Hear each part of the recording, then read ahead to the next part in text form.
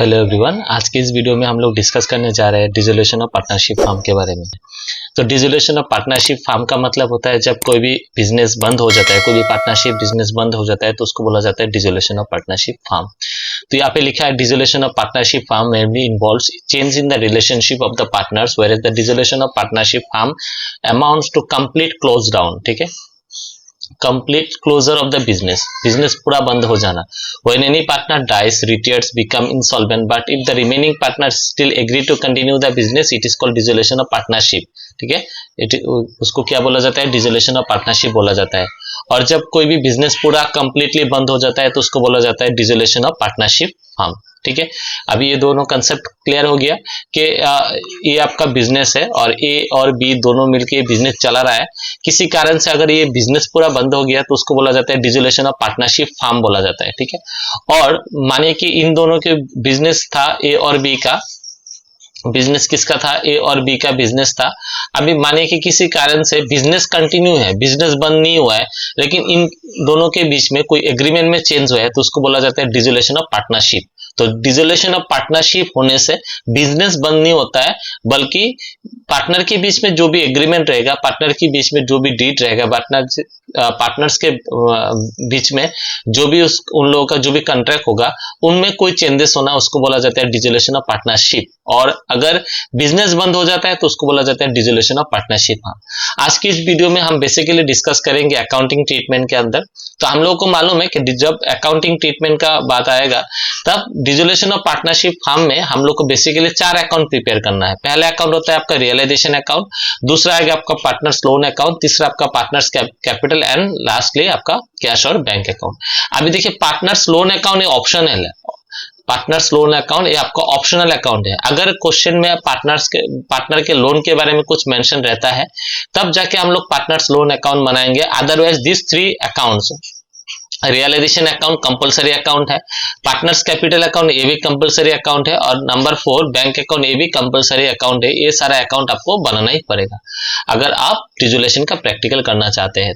तो realisation account के बारे में पहले हम लोग डिस्कस करते हैं। तो रियलाइजेशन अकाउंट एक ऐसा अकाउंट होता है जिसके जरिए हम एसेट को रियलाइज करते हैं, एसेट को सेल करते हैं, लायबिलिटीज को पेमेंट करते हैं। मतलब जब कोई भी बिजनेस ऑर्गेनाइजेशन बंद हो जाता है, वो बिजनेस ऑर्गेनाइजेशन आपका पार्टनरशिप बिजनेस भी हो सकता है, आपका कंपनी भी हो सकता है। तो कोई भी बिजनेस अगर बंद होता है तो उसका सारा एसेट्स और लायबिलिटीज हम लोग रियलाइजेशन अकाउंट के द्वारा ही उसको रियलाइज्ड और सेल और पेमेंट करते हैं। तो इसमें लिखा है रियलाइजेशन अकाउंट के बारे में कुछ लिखा हुआ है। At the time of dissolution of firm all the books of accounts are closed. पूरा जितना बुक्स ऑफ अकाउंट्स खोला रहता है, जितना बुक्स ऑफ अकाउंट्स रहेगा, डिसोल्यूशन के टाइम पे बहुत सारा बुक्स ऑफ अकाउंट्स का हम लोग को क्या करना है? क्लोज करना है। All the assets are sold, जितना सारा एसेट होगा उसको सेल भी करना है एंड लायबिलिटीज को पेमेंट करना है। In order to record the sale of asset and discharge of liabilities, a nominal account is open which is known as the realisation account. तो रियलाइजेशन अकाउंट कौन सा अकाउंट है? रियलाइजेशन अकाउंट नॉमिनल अकाउंट है। Basically एक mark के लिए कभी भी आ जाता है कि realisation account is a dash account, realisation account is a nominal account. Now what are the basic purpose of preparing the realisation account? तो यहाँ पे मैंने 4 ऑब्जेक्टिव्स मेंशन किया है। तो पहला ऑब्जेक्टिव्स है to maintain the systematic record of the financial transaction related to sale of asset and settlement of the liabilities, to ensure the distribution of cash or asset among the partners and stakeholder is done fairly in accordance with their entitlements, to calculate the profit or loss incurring the realization में अगर कोई profit या loss होता है उसका record करना, उसका calculate करना, to provide transparency in the liquidation process and enable the partners of the stakeholder to track the status of assets and liabilities. ठीक है, तो देखिए आज हम लोग बेसिकली जर्नल देखेंगे और डिसोल्यूशन का बेसिक से जर्नल एंट्रीज वगैरह देखेंगे। उसके अलावा भी कुछ ऑप्शनल होगा, कुछ जर्नल एंट्री आपका सिचुएशन बेस में करना भी होगा। तो लेकिन आज जो जितना सारा बेसिक से जर्नल एंट्रीज है, आज हम लोग वही बेसिक से जर्नल एंट्री यहाँ पे डिस्कस करेंगे। तो देखिए आपका जो भी डिसोल्यूशन के टाइम पे जो भी आपका बिजनेस होगा, मानिए कि आपका बैलेंस शीट है, ठीक है, ये बिजनेस का बैलेंस शीट है, यहाँ पे एसेट रहता है, यहाँ पे लायबिलिटीज रहता है। तो देखिए पहले तो हम लोग को जितना सारा एसेट है ठीक है, जितना सारा एसेट्स अकाउंट है उसको क्लोज करना है। और हम लोग डिसोल्यूशन के टाइम पे एसेट को और लायबिलिटीज को क्लोज तभी कर सकते हैं जब हम लोग उसको क्या कहाँ पे ट्रांसफर करेंगे, रियलाइजेशन अकाउंट में ट्रांसफर करेंगे। तो फर्स्ट एंट्री होगा आपका asset realise, sorry first entry होगा आपका एसेट ट्रांसफर, एसेट ट्रांसफर। अभी देखिए एसेट में कौन सा एसेट, एक्सेप्टिंग, एक्सेप्टिंग आप कौन कौन क्या क्या ट्रांसफर नहीं कर सकते, बैंक, कैश और डिफर्ड रेवेन्यू एक्सपेंडिचर, ये सारा हम लोग ट्रांसफर नहीं करेंगे। अभी डिफर्ड रेवेन्यू एक्सपेंडिचर क्या है वो आगे जाके हम लोग डिस्कस करेंगे। और क्लास 11 में हमको मिला भी था what is deferred revenue expenditure, फिर से भी हम लोग बाद में जाके इसको डिस्कस करेंगे। तो हम लोग बैंक, कैश और डिफर्ड रेवेन्यू एक्सपेंडिचर के अलावा जितना सारा एसेट होगा हम लोग ट्रांसफर करेंगे।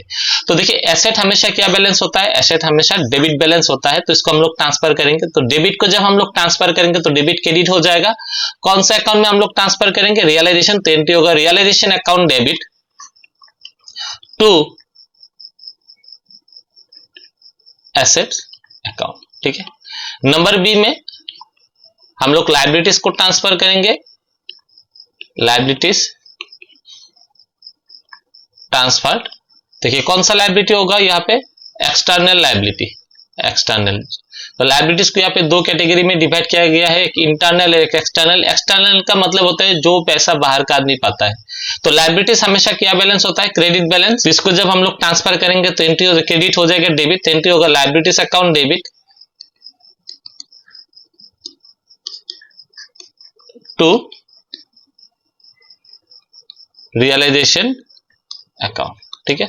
नेक्स्ट एंट्री नंबर सी में देखिए एसेट हम लोग क्या कर सकते हैं, एक हम लोग रियलाइज कर सकते हैं, एसेट हम लोग सेल कर सकते हैं, या कोई कोई केस में कोई पार्टनर एसेट को टेक ओवर भी कर सकता है, पार्टनर टेकन ओवर।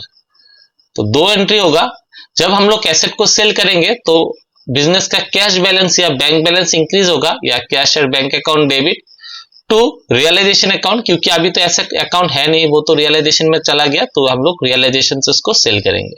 और अगर कोई पार्टनर ले गया तो पार्टनर लेने से उसका कैपिटल घटेगा, तो एंट्री होगा partners capital account debit to realisation account, ठीक है।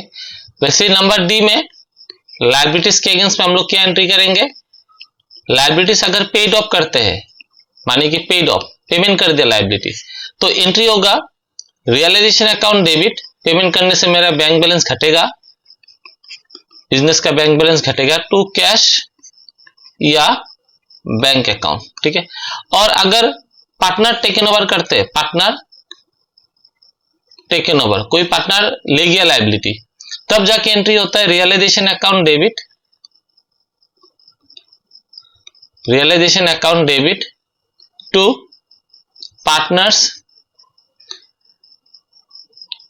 Capital account. देखिए एसेट अगर पार्टनर लेते हैं तो पार्टनर का कैपिटल घटता है, पार्टनर का कैपिटल डिक्रीज होता है। और लायबिलिटी अगर कोई पार्टनर लेता है तो पार्टनर का कैपिटल इंक्रीज होता है, ठीक है। लायबिलिटी अगर कोई पार्टनर टेक ओवर करता है तो उसका कैपिटल बिजनेस में इंक्रीज होगा। कि मानिए कि ये जो आदमी था, ये जो पार्टनर था, सपोज 100 रुपीज देके बिजनेस में इन्वॉल्व हुआ है, तो ये पार्टनर बिजनेस बंद होने के टाइम पे बोल रहा था कि बाहर वाला कोई आदमी 20 रुपए पाता है, तो ये बोल रहा है कि वो 20 रुपए हम पेमेंट कर देंगे। तो ऑलरेडी इन्होंने बिजनेस में 100 रुपीज पेमेंट किया है, ऊपर से 20 रुपए वो बाहर का आदमी को पेमेंट किया, तो अल्टीमेटली वो बिजनेस में तो 120 दिया है, तो इसका मतलब इसका कैपिटल इंक्रीज हुआ है। और सपोज बी नाम का जो भी पर्सन है, उन्होंने भी बिजनेस में 100 रुपीज दिया और सपोज 20 रुपए का फर्नीचर घर में लेके चला गया, तो फर्नीचर घर में लेने से तो हम लोग उसको क्या बोलेंगे कि आपने तो 20 रुपए का सामान घर में लेके ही गया है, तो आपको बिजनेस से 80 रुपीज मिलेगा, तो यहाँ पे कैपिटल डिक्रीज हो रहा है। तो हम लोग मॉडर्न कंसेप्ट में सीखा था कैपिटल इंक्रीज होने से क्रेडिट होता है, डिक्रीज होने से डेबिट होता है। नेक्स्ट एंट्री हम लोग करेंगे रियलाइजेशन एक्सपेंसेस, रियलाइजेशन एक्सपेंसेस, कभी कभी इसको डिसोल्यूशन एक्सपेंसेस बोला जाता है। इसमें अगर पेमेंट करते हैं, पेड, अगर पेड करते हैं तो एंट्री होगा रियलाइजेशन अकाउंट डेबिट हो जाएगा टू कैश या बैंक अकाउंट, ठीक है। और पार्टनर टेकन ओवर, अगर कोई पार्टनर लेके जाता है तो एंट्री होगा realisation account debit to partners capital account. ठीक है, नेक्स्ट एंट्री में देखेंगे प्रॉफिट और लॉस ऑन रियलाइजेशन। रियलाइजेशन से अगर प्रॉफिट या लॉस होता है तो उसका क्या एंट्री होगा। तो अगर देखिए क्रेडिट ज्यादा होता है डेबिट से, इसका मतलब ये प्रॉफिट है, प्रॉफिट है, तो एंट्री होगा रियलाइजेशन अकाउंट डेबिट। रियलाइजेशन के क्रेडिट बैलेंस ज्यादा है तो ट्रांसफर करने से क्रेडिट डेबिट हो जाएगा टू पार्टनर्स कैपिटल अकाउंट। और अगर डेबिट ज्यादा होता है क्रेडिट से तो वो लॉस है, वो लॉस है। डेबिट ज्यादा है तो उसको ट्रांसफर करने से क्रेडिट हो जाएगा, तो एंट्री होगा partners capital account debit to realisation account, to realisation account. ठीक है, नेक्स्ट एंट्री हम लोग देखेंगे अगर बिजनेस में कोई टाइप का रिजर्व रहता है, रिजर्व, तो रिजर्व हमेशा क्रेडिट बैलेंस होता है, क्रेडिट बैलेंस। रिजर्व क्या बैलेंस होता है, क्रेडिट बैलेंस, क्योंकि रिजर्व रेवेन्यू अकाउंट होता है। तो क्रेडिट बैलेंस को हम लोग अगर ट्रांसफर करेंगे तो क्रेडिट क्या हो जाएगा, डेबिट होगा, तो एंट्री होगा reserve account debit to partners capital account. Next, अगर क्वेश्चन में कोई प्रॉफिट एंड लॉस अकाउंट रहता है तो प्रॉफिट एंड लॉस में दो ऑप्शन आपके पास रहेगा। लायबिलिटी साइड में अगर रहता है, लायबिलिटी साइड,